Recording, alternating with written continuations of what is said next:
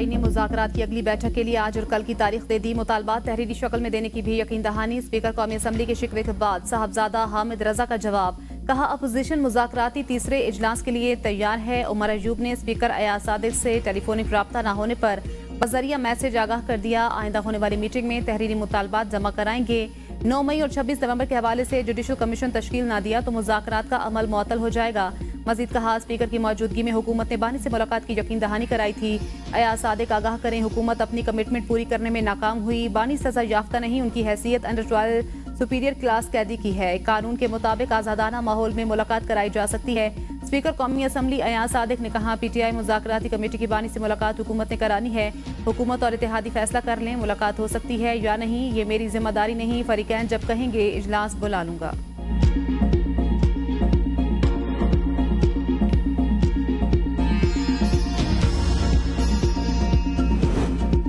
कोई फरीक पीछे नहीं हटा, मुज़ाकरात ट्रैक पर हैं। सेनेटर इरफान सिद्दीकी कहते हैं, मुज़ाकरात में मौजूदा कैफियत की जिम्मेदारी मुस्लिम लीग नून की नहीं, तय हो जाना चाहिए। बात आगे जाने की जिम्मेदारी किस पर आयद होनी चाहिए।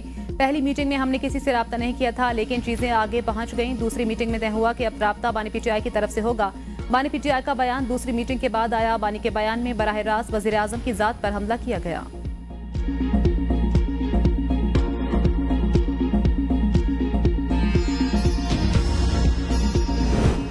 मेरा मुज़ाकरात सबूताज करने का कोई इरादा नहीं। वज़ीर दिफा ख्वाजा आसिफ कहते हैं, मैं चाहता हूँ सियासी कुव्वतों में गुफ्तगू हो। उन लोगों की नीयत पर शक है। इन्होंने अपना किबला वाशिंगटन को बना लिया है। ये लोग 20 जनवरी का इंतजार कर रहे हैं। ट्रंप इंतजामिया से उम्मीदें हैं। अगर मैं और मरियम नवाज बोलते हैं तो क्या बानी पीटीआई चुप बैठे हैं? आज से 25-20 दिन पहले ये मुज़ाकरात नहीं करना चाहते थे। बानी पीटीआई कहते थे, मैं सिर्फ एस्टेब्लिशमेंट से बात करूंगा। इन्हें थोड़ी तमीज सीखने की जरूरत है। बदतमीजी करने का भी कोई तरीका होता है। पीटीआई वाले अमेरिका में लॉबिंग कर रहे हैं। शहबाज शरीफ के वसवसे वाले बयान को गलत अंदाज में लिया गया। हमने इक्तिदार का ठेका नहीं लिया हुआ। आज इक्तिदार है, कल नहीं होगा। हुकूमत 5 साल पूरे ना कर रही होती तो हमारी स्ट्रेटजी मुख्तलिफ होती। बनी गाला मुंतकिली इनकी ख्वाहिश, हमारी तरफ से कोई पेशकश नहीं हुई।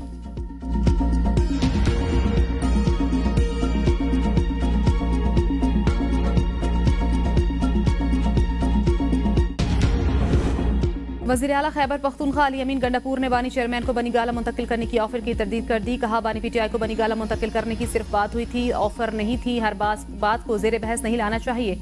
अगर अलीमा खान ये कह रही हैं तो बता दें किसने ऑफर की है। हमारी किसी इदारे से जंग नहीं, शख्सियात से इख्तिलाफ हो सकता है। बानी पीटीआई का पैगाम है, अपने मकसद से नहीं हटना। हमारा मकसद है जो मुश्किलात हमने देखी हैं वो अगली नस्लें ना देखें। हम चाहते थे बानी पीटीआई खुद फैसला करें। अभी गारंटर देने की नौबत नहीं आई। हमें किसी की जरूरत नहीं। अमेरिका को पाकिस्तान से मुतल्लिक कुछ पॉलिसीज पर नजरसानी करनी चाहिए।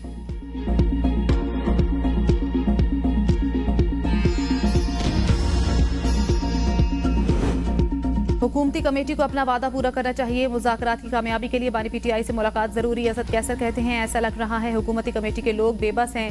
मुल्क में सियासतदानों के लिए स्पेस कम होती जा रही है। समझ नहीं आ रहा पाकिस्तान में सियासत कैसे मुमकिन होगी।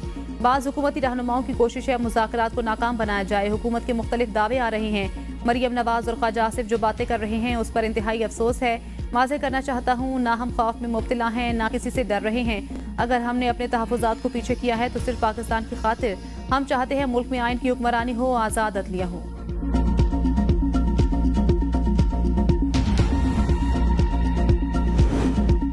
शेर अफजल मरवत पार्टी रहनुमाओं के खिलाफ फट पड़े। क़यादत से कई गिले शिकवे, खूब भड़ास निकाली। बोले, मैंने किसी को तकलीफ नहीं दी, सब मेरे पीछे पड़ते हैं।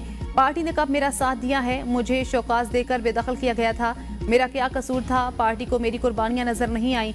मुझे पब्लिक अकाउंट्स कमेटी का चेयरमैन नामजद किया, वो भी वापस ले लिया। सलमान अकरम राजा और मेरे मामले में मेरी तरफ से सीज फायर है। अब मैंने फैसला किया है कि मैं बर्दाश्त करूंगा, लेकिन अगर कोई मेरे खिलाफ बयान देगा तो मैं जवाब जरूर दूंगा। मैं अब किसी के ओहदे से भी मुतासर नहीं होगा। बानी की रिहाई के बाद मैं किसी को देखूंगा भी नहीं। बानी पीटीआई के अलावा कोई और मेरा बॉस बनने की कोशिश ना करे।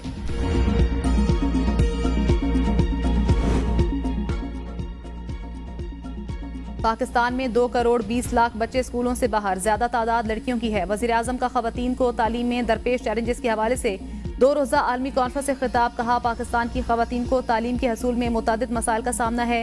विफाक और सूबे बच्चों के दाखिलों के लिए इक़दाम कर रहे हैं। हमने कमेटी बनाई है जो सूबों से राब्ते में रहेगी। बच्चों खुसूसन लड़कियों के स्कूल में दाखिले बहुत बड़ा चैलेंज है। ख़वातीन को तालीम की फराहमी के लिए मुश्तरका कोशिशों को फरोग देना होगा। लड़कियों को मयारी और यकसा तालीमी मौके की फराहमी के लिए इकदाम कर रहे हैं। वज़ीर आज़म का अपनी तकरीर में हज़रत खदीजा की तिजारत के लिए की गई कोशिशों का हवाला। शहीद बेनज़ीर भुट्टो की खिदमत को भी खराज अकीदत पेश किया। कहा, बेनज़ीर भुट्टो इस्लामी दुनिया की पहली खातून वज़ीर आज़म बनी। मरियम नवाज पहली खातून वज़ीर आला पंजाब हैं। वज़ीर आज़म ने अरबी ज़बान में मेहमानों को खुशामदीद कहा। मलाला यूसुफजई भी कॉन्फ्रेंस में शरीक। 47 इस्लामी ममालिक के 150 मंदूबीन की शिरकत। बैनुल अक़वामी शराकतदारी मुआहदे पर दस्तखत किए गए।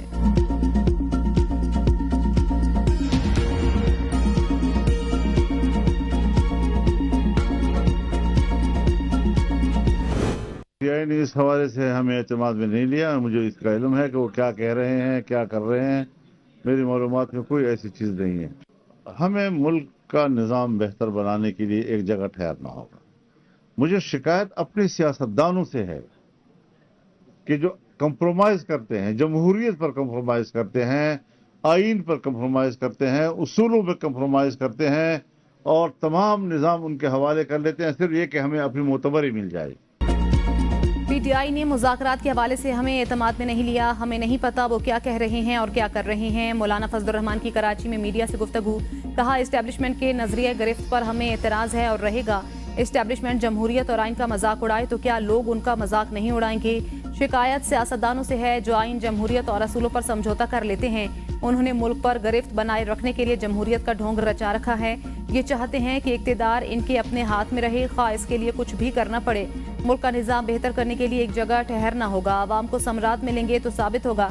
मईशत बेहतर हुई। जब तक रुपए की कदर को तकवीयत नहीं मिलेगी, आम आदमी को रिलीफ नहीं मिल सकता।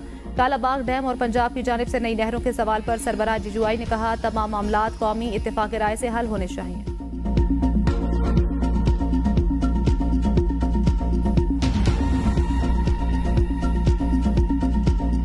कायदे अवाम शहीद जुल्फ़िकार अली भुट्टो ने इस शहर की इंफ्रास्ट्रक्चर में, इस शहर की इंडस्ट्रियलाइजेशन में, इस शहर के अवाम को रोजगार दिलवाने में इनकलाबी काम करवाया था। हम इंतहा पसंदी और इंतकाम की सियासत नहीं करना चाहते। सिंध के साथ हमेशा सौतेला सलूक किया जाता है। बिलावल भुट्टो जरदारी कहते हैं, पाकिस्तान की तरक्की के लिए कराची की तरक्की जरूरी है। पीपल्स पार्टी 3 नस्लों से कराची की तरक्की में किरदार अदा कर रही है। भुट्टो दौर में कराची की तरक्की के लिए मुतादिद मंसूबे दिए गए। सदर आसिफ अली जरदारी ने कराची के लिए जितना काम किया किसी ने नहीं किया। सिंध पब्लिक प्राइवेट पार्टनरशिप मंसूबे में कामयाब हुआ। बिजली के मसले के हल के लिए हम ग्रीन एनर्जी मंसूबे पर काम कर रहे हैं। हमारी तवज्जो सिर्फ आवाम को रिलीफ और मुल्क की तरक्की पर है। यहाँ की आवाम के लिए रोजगार फराहम किया। साबिक मेयर मुस्तफ़ा कमाल से पूछ लें, सदर जरदारी ने कराची के लिए कितने वसाइल दिए। बिलावल भुट्टो ने कराची में एक्सप्रेस वे का इफ्तिताह कर दिया।